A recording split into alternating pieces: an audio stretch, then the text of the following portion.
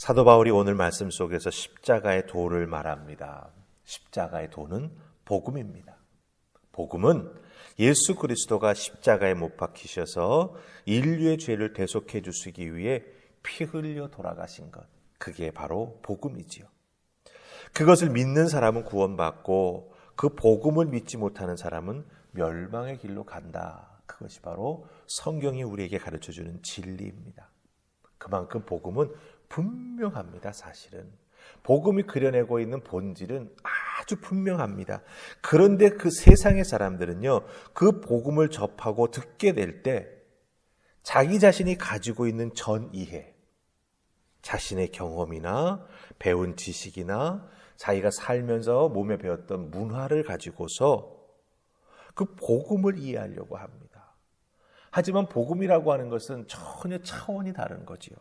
지식 가지고 해결되는 것도 아니고 인간적인 경험 가지고 해결되는 것도 복음이 아니죠. 해결이 된다면 복음이 될 수가 없는 거죠. 예. 그렇기 때문에 세상 사람들이 복음에 대해서 접근해 나아가려고 할 때 자꾸 실족하거나 어려워지는 것이지요.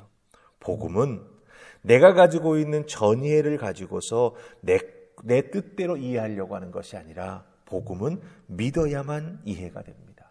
복음은 믿어야만 내게 능력을 발할 수 있는 표적이 된다라고 하는 것이지요. 그러기에 사실 세상에 나아가 복음 전하기가 참 쉽지가 않습니다. 우리가 복음 전하는 거 우리가 경험이 있어서 전하는 것 아닙니까? 하지만 세상 사람들은 자기가 가지고 있는 전이해를 가지고 복음을 받아들이려고 하니 자꾸 부딪히는 경향이 있고 믿지 않으려고 하는 마음들이 생기는 것이고, 복음 전하는 우리를 사실은 투명인간 취급하는 일들이 우리에게 일어나고 있다라고 하는 것이지요. 이런 상황 속에서 사도 바울은 복음이 무엇인가라고 하는 그 본질을 우리에게 말해줍니다. 물론 오늘 말씀 속에서 십자가의 구원의 사건을 다 설명해 주는 게 아니죠. 하지만 표적과 지혜라고 하는 표현을 통해서 우리에게 복음이 무엇인가라고 하는 것, 그 본질을 우리에게 설명해 주고 있다라고 하는 것입니다. 그래서 우리 한번 오늘 주신 말씀을 통해서 복음의 모습을 다시 한번 확인하면서 우리의 신앙을 돌아보는 은혜가 있기를 원합니다. 자, 우리 첫 번째 살필 말씀은 22절 말씀입니다. 22절 찾으셨습니까? 같이 읽습니다. 자, 시작. 유대인은 표적을 구하고 헬라인은 지혜를 찾으나. 아멘. 유대인은 표적을 구한다라고 말하고 있습니다. 이 표적을 구한다라고 할 때 이 표적은 표적을 행하는 사람이 진짜라고 하는 걸 증명해 줍니다. 그러니까 이 어떤 자연의 이치를 거스리는 것이 표적이 될 수가 있죠. 그렇죠? 그와 같은 표적을 행할 때, 와, 저 표적 행하는 저 사람은 진짜야 라고 인정을 해줄 수 있게 된다라고 하는 거죠. 구하는 것은 표적 하나만이 아니라 사실은 그 표적을 증명하는 것을 통해서 또 다른 표적을 살펴보게 되는 거예요. 저 사람이 저 표적을 행했어? 그럼 그 전에 저 표적을 행했던 것이 있는데 그것과 이것을 연결해 보니 저 사람은 특별한 사람이야. 저 사람은 이상한 능력을 가진 사람이야. 이런 식으로 이해가 된다라고 하는 거죠. 믿게 된다라고 하는 거죠. 그렇기 때문에 이 표적을 구한다라고 하는 것은 무엇을 의미합니까? 자꾸 표적과 표적을 통해서 표적을 행하는 예수가 하나님의 아들이 맞는지, 메시아가 맞는지 그것을 살펴보려고 계속해서 유대인들은 예수님에게 표적을 요구했다라고 하는 거예요. 하나의 표적 갖고도 자기들이 확신을 못하겠으니 또 다른 표적을 또 요구하는 거죠. 또 다른 표적을 또 요구하는 것입니다. 그런 의미에서 유대인들은 계속해서 그 표적을 행하는 능력을 통해서 예수님이 어떤 분인가라고 하는 것을 확증하려고 했다라고 하는 것이죠. 그 다음에 헬라인은 지혜를 찾는다 이렇게 말하고 있습니다. 이 지혜라고 하는 것은 문제를 해결할 수 있는 능력입니다.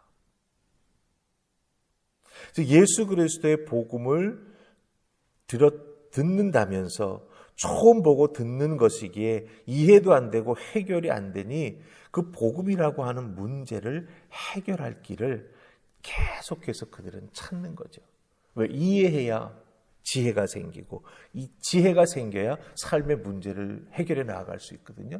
근데 복음을 처음에 턱 들었는데 그것이 이해가 안 되고 해결이 안 되는 거예요. 그렇기 때문에 자기가 가지고 있는 지혜를 다 동원해 가지고 이 복음이라고 하는 것이 무엇인가라고 하는 것을 이해하기 위해서 백방으로 노력하지만 노력하는 것만큼 열매가 맺혀지지 않고 이해가 되지 않는 것이거든요.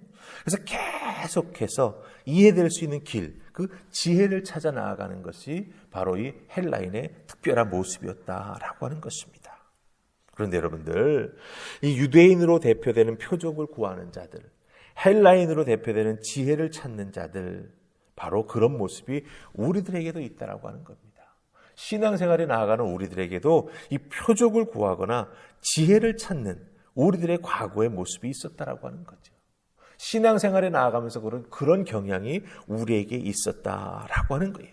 그걸 통해서 좀 더 잘 믿어보려고 했던, 예수 그리스도를 좀 더 잘 이해해 보려고 했던 그런 마음이 우리에게 있다라고 하는 것입니다. 그런데 여러분들 잘 들으세요. 표적은 외적인 것입니다. 지혜는 인간 내적인 것입니다. 그런데 성경을 통해서 이 표적과 지혜라고 하는 것, 특별히 인간적으로 표적을 구하고 인간적으로 지혜를 구한다라고 하는 것은 결국은 무엇입니까? 하나님에 대해서는 닫혀 있는 것입니다.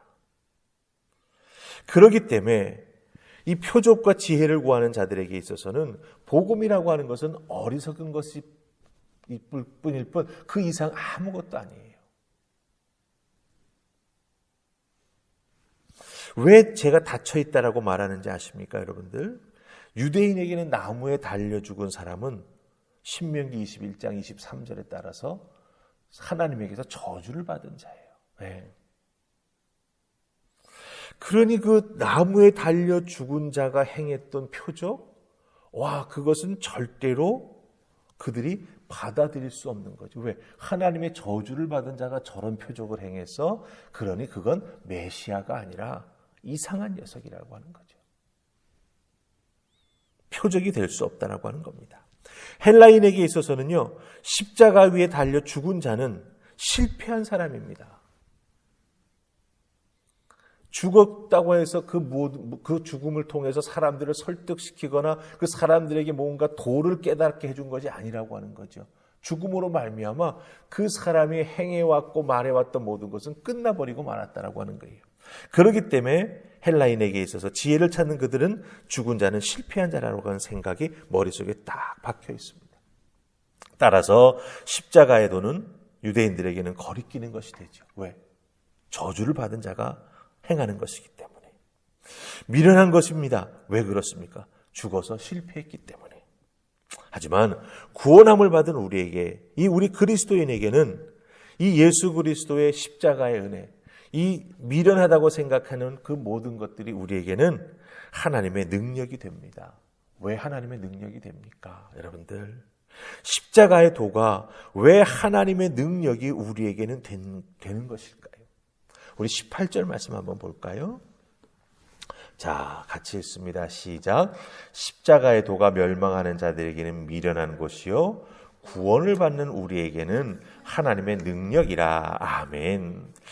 십자가의 도가 왜 우리에게는 능력이 됩니까? 18절에서 놓치지 말아야 될 게 있습니다. 믿는이라고, 구원을 받은 요 표현입니다. 구원받은, 믿어서 구원받은 우리에게는 십자가의 도가 하나님의 능력이 된다라고 말하고 있습니다. 아멘. 예, 맞습니다. 하나님은 인간이 특별한 지혜를 갖추거나 어떤 특별한 문화 지역에서 교육을 받고, 말하자면 이스라엘에서 태어나서 유대인으로 자라나야만 복음을 알 수 있게 하신 것이 아니라고 하는 거예요.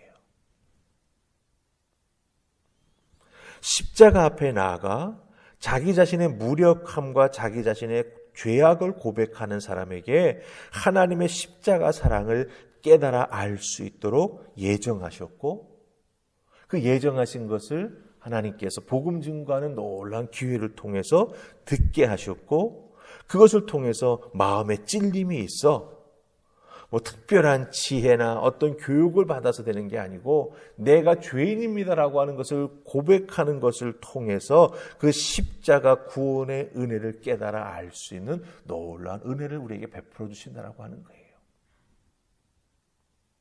그러게 예수 그리스도 안에 있는 계시된 하나님의 사랑과 그 구원의 경륜을 바로 알려면, 즉 복음을 바로 알려면 겸손한 마음과 통에 자복하는 자세로 십자가 앞으로 나아가는 길 외에는 다른 길이 없다라고 하는 것입니다. 우리들의 신앙생활 속에서 십자가의 도, 그 십자가의 도가 우리에게 기쁨과 은혜로 다가왔을 때가 언제입니까? 내가 낮아지고 또 낮아질 때 은혜가 되었고요. 그 십자가의 도가 무거운 것이 아니라 기쁨이 되었고요. 내게 감사가 되었습니다. 그런데 내가 교만해지고 내가 높아지게 되었을 때 이 십자가의 도는요, 우리들에게 있어서 걸림돌이 되었습니다. 내 콧대가 높아지면 높아질수록 십자가의 도는 부담이 되었고요. 내가 세상에서 잘 나가면 잘 나갈수록 십자가의 도는 나를 올가매는 뭔가 나를 제한하는 그런 것으로 자꾸 느껴졌습니다. 인간적 자랑거리, 인간적 조건을 자꾸 내세우면서 십자가를 바라보게 되면요, 그 십자가는 내가 따를 것이 못 됩니다. 내가 지금 이렇게 편하고 좋은데 나를 제한하고 나를 자꾸 부족한 듯이 바라보게 만드는 십자가의 도가 왜 좋겠습니까? 좋지 않지요. 하지만 인간적 자랑거리나 조건을 가지고 십자가 앞에 내려가면 우리는 실패할 수밖에 없습니다. 하지만 인간적인 자랑거리나 내 조건을 내려놓고 십자가 앞으로 나아가게 될 때 어떻게 됩니까? 우리 하나님의 은혜가 우리에게 찾아옵니다. 십자가 사랑이 우리를 사로잡게 됩니다. 그걸 통해서 우리가 하나님의 사랑이 무엇인지 깨달아 알게 되고 예수님이 왜 십자가에 달려 나를 위해 죽으셨는지 깨달아 하는 그 깊은 찔림과 은혜가 우리의 마음에 찾아오게 된다라고 하는 것이지요. 그게 바로 우리를 구원에 이르게 하는 복음의 은혜가 된다라고 하는 것입니다. 우리들 이 세상을 살아가면서 때로는 표적을 구할 때도 있습니다. 때로는 지혜를 구하면서 신앙생활에 나아가려고 할 때가 있습니다. 그러나 표적과 지혜가 잘못된 방향으로 틀어지게 된다면 내 자랑거리가 되고 나를 내세우는 그런 모습이 될 수 있다라고 하는 걸 여러분들 꼭 기억하시면서 사도 바울이 우리에게 뭐라고 말합니까? 미련한 복음을 통해서 우리가 구원함을 받았다. 그 미련한 복음을 받아들인 우리는 얼마나 더 미련하겠습니까? 그런데 그 미련함은 무엇입니까? 주님 앞에 나아가 내 인간적인 자랑거리나 내 인간적인 조건은 다 내려놓고 무릎 꿇은 것 아닙니까?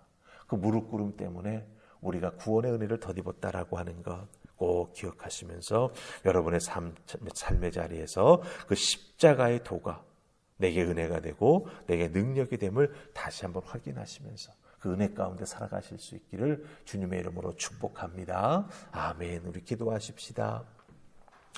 좋으신 하나님 감사합니다. 예수 그리스도의 십자가에 달려 죽으신 그 은혜, 유대인들에게는 하나님의 저주요, 지혜와 지식을 갖고 있는 헬라인에게는 실패한 자의 모습이었습니다. 그러나 우리에게는 그것이 구원의 은혜요, 하나님 아버지의 사랑이었습니다. 감사합니다. 이 은혜와 사랑 앞에 더욱더 믿음으로 응답하며 복음에 합당한 삶을 살아가는 우리 모두가 되게 하여 주시옵소서. 내 욕망이나 내 욕심은 내려놓게 하시고 그 은혜와 사랑 앞에 더욱더 낮아짐으로 겸비한 믿음 생활에 나아가는 우리 모두가 되게 해주실 줄 믿사옵고 예수님 이름으로 기도하옵나이다. 아멘.